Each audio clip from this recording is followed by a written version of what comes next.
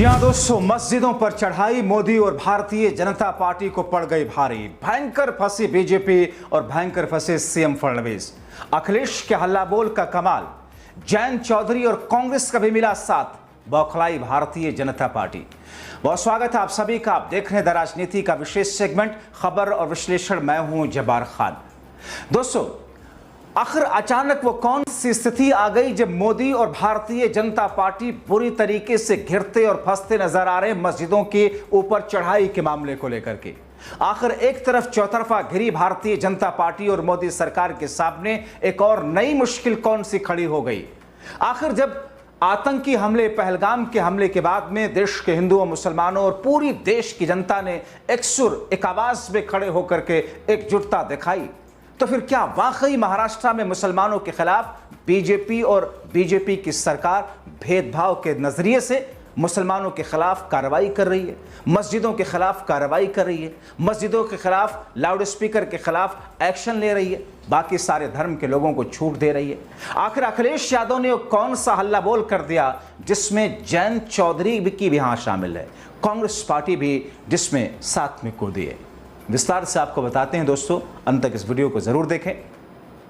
दोस्तों, मस्जिदों में अजान के लिए लाउड स्पीकर के खिलाफ बीजेपी की मुहिम आप जानते हैं, ये आज से नहीं, जब से भारतीय जनता पार्टी की सरकार साल 2014 में बनी केंद्र में, और जब से उत्तर प्रदेश में विशेष रूप से साल 2017 में बनी, किस किस तरीके से अल्पसंख्यकों और मुसलमानों से जुड़ी हुई चीजों को लेकर के मुद्दा बना करके बीजेपी की ब्रिगेड ने एक अलग तरीके की मुहिम छुड़ी। मगर बीजेपी के इस मुहिम पर मस्जिदों पर चढ़ाई वाले लाउड स्पीकर के खिलाफ में महाराष्ट्र में बवाल काट दिया समाजवादी पार्टी के नेता अबू आसिम आजमी ने। बीजेपी की मुहिम पर समाजवादी पार्टी के विधायक अबू आसिम आजमी ने सीधे सीधे बीजेपी नेताओं, महाराष्ट्र की बीजेपी सरकार पर मुस्लिम विरोधी होकर मस्जिदों, मुसलमानों के खिलाफ एक तरफा एक्शन का आरोप लगाते हुए राज्य की सियासत को उफान पर ला दिया। अबू आसिम आजमी ने महाराष्ट्र के मुख्यमंत्री से मिलकर लाउड स्पीकर विवाद पर चिंता जाहिर की, ऐलान किया। आपको बताएंगे कि क्या ऐलान किया। मगर दोस्तों, आप देखिए मौजूदा वक्त में किस तौर पर भारतीय जनता पार्टी के कई सारे ऐसे फैसले, आप वक्फ का मामला देख लीजिए, किस तरीके से वक्फ के मामले पर भारतीय जनता पार्टी ने अल्पसंख्यकों, खास तौर पर मुसलमानों के लिए, मुसलमानों के खिलाफ जो कानून वक्फ का बनाया है, मुसलमानों के खिलाफ इसलिए कह रहा हूं क्योंकि आरोप यही लग रहा है, सुप्रीम कोर्ट में यही बातें रखी गई है कि अल्पसंख्यक मुसलमानों के खिलाफ है ये कानून। उस अंदाज में जिस तौर पर जो पूरा काला कानून देखा, वो अपने आप में दर्शाता है कितनी खौफ, कितनी दहशत, कितनी डर मुसलमानों, मुस्लिम लीडरों और मुसलमानों की जमीनों से सरकार को है। क्या वाकई ऐसा है? आपने देखा संभल का मामला, आपने देखा किस तौर पर अलग अलग जगहों पर किस तरीके से हिंदू और मुसलमानों के बीच में खाई को बढ़ाने की कोशिश की खबरें। दोस्तों, इस बीच में महाराष्ट्र के अंदर मस्जिदों पर लाउड स्पीकर को उतारे जाने की मुहिम एक बार भारतीय जनता पार्टी ने फिर से शुरू कर दी। मगर समाजवादी पार्टी, अखिलेश यादव और अखिलेश यादव के खास विधायक और नेता ने इस एक नई मुहिम शुरू करते हुए बीजेपी को घेर दिया। जयंत चौधरी ने भी इस पर असहजता दिखाई कि साहब, जो कानून है, जो सुप्रीम कोर्ट कहता है, जो हाई कोर्ट कहता है, जो नियम है, वो तो सब पर लागू होना चाहिए। कांग्रेस पार्टी ने महाराष्ट्र में इस पर हल्ला बोल कर दिया। अबू आसिम आजमी ने मुख्यमंत्री से मिलकर लाउड स्पीकर विवाद पर यह कहा कि बीजेपी नफरत की राजनीति करती है। सुप्रीम कोर्ट का आदेश सभी धर्मों के लिए है, मगर बीजेपी सिर्फ मुसलमानों के खिलाफ ही कार्य करती है। मस्जिदों से लाउड स्पीकर हटाने के मामले पर अबू आसिम आजमी ने कहा कि अपने मस्जिदों से लाउड स्पीकर हटाने पर किरीट सोमैया जो कर रहे हैं, जिस तरीके से मुद्दा उठा रहे हैं, क्या उन्होंने कभी पूजा स्थलों, मंदिरों, गुरुद्वारों, चर्चों या किसी भी धार्मिक दूसरे स्थलों के बारे में ऐसा मुद्दा बनाया है? अगर कोई लाउड स्पीकर सुप्रीम कोर्ट के आदेश का उल्लंघन कर रहा है तो उसे हटाया जाना चाहिए, और उसे हटाए जाने में कोई आपत्ति किसी को भी नहीं, न मस्जिद को है, न मुसलमान को है, न मस्जिद के इमाम को है। मगर भारतीय जनता पार्टी उन्माद फैला करके इस मुद्दे को हवा दे करके किस अंदाज में राजनीतिक माइलेज ले रही है। दोस्तों, समाजवादी पार्टी के विधायक अबू आसिम आजमी ने महाराष्ट्र के मुख्यमंत्री देवेंद्र फडणवीस से मुलाकात की, लाउड स्पीकर को हरी सियासत पर चिंता जाहिर की।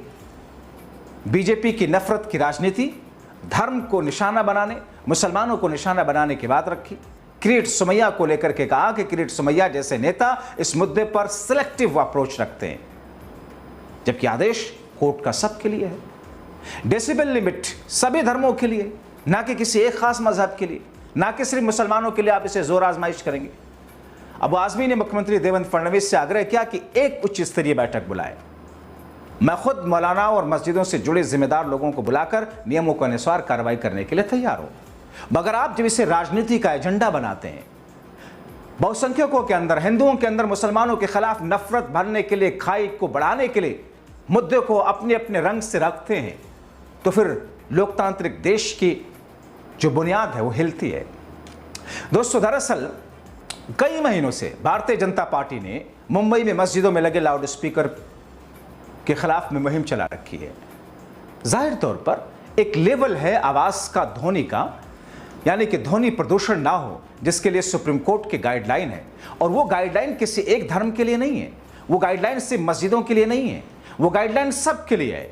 मस्जिदों में अजान हो या फिर दूसरे धार्मिक त्योहारों के मौके पर रोड पर लगाए जाने वाले लाउड स्पीकर और स्टेज में बजने वाले डीजे हों या दूसरी चीजें हों। मगर यहां पर भारतीय जनता पार्टी चूंकि सरकार में, यही तो समाजवादी पार्टी का आरोप है, अखिलेश यादव यही तो कह रहे हैं कि भाई साहब कानून तो सबके लिए है, लेकिन यहां पर तो सिर्फ मुसलमानों के लिए ही सारा कानून समेट दिया जाता है। दरअसल बहुत दिनों से यह देखने को मिल रहा है, कई महीनों से मुंबई में पूरी की पूरी मुहिम चलाई जा रही है, अभियान चलाया जा रहा है बीजेपी का।